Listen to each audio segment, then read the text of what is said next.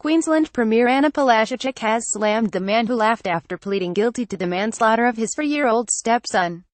Matthew Scown was sentenced yesterday to a maximum 4 years jail for the manslaughter of Tyrell Cobb, having already spent 2 years and 8 months in custody. The remainder of Scown's sentence was suspended in Brisbane Supreme Court. Speaking to Today, Ms. Palaszczuk said Scown laughing and smiling as he left court made her angry. Matthew Scown leaving Brisbane Supreme Court yesterday. How insensitive is that for the man to be laughing after the death of his stepson? It's absolutely unacceptable, she said. I understand that his partner is due to face court shortly, and I hope that she feels the full force of the law. Ms. Palaszczuk said the Attorney General would absolutely be looking at this case. Anastasia Palaszczuk says the Attorney General will be looking at this case. Tyrell Cobb died in May 2009 from an abdomen injury caused by at least one blunt force trauma, but an autopsy revealed he had also suffered 53 bruises and 17 abrasions on his little body. Scown was Tyrell's mother's boyfriend, and had been staying at family's Gold Coast home in the days leading up to his death. During the last few days of his life, the 4-year-old had been vomiting green bile and was lethargic. You ought to have acted, Justice Martin Burns said. Tyrell was very sick in the days leading up to his death.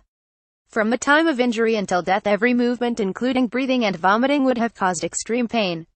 Scown called 000 in distress and performed CPR on the boy as paramedics made their way to the Gold Coast home where the pair were staying. Looks like he's going to die on me, Scown told a emergency services operator, the court heard.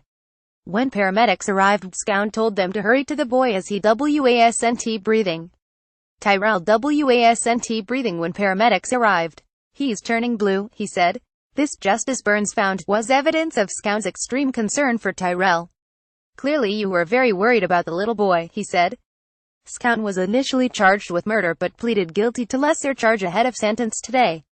Tyrell Cobb died in hospital after being found with 70 injuries inside his Gold Coast home in 2009. The basis for your plea of guilty is an acceptance by you that you owed to Tyrell a duty of care, in particular to obtain medical assistance for him when you observed him to be so obviously and severely unwell, Justice Burns said. Your failure to obtain medical assistance for him renders you criminally negligent for his death. Justice Burns stressed that Scown had not harmed Tyrell, and did not have knowledge or suspicions of the attacks that caused his fatal injury. During submissions, Crown Prosecutor Phil McCarthy said Scown had offered considerable cooperation. Tyrell's mother, Heidi Sturbeck, is facing trial for manslaughter next month. Copyright 9 Digital Ty Limited 2017.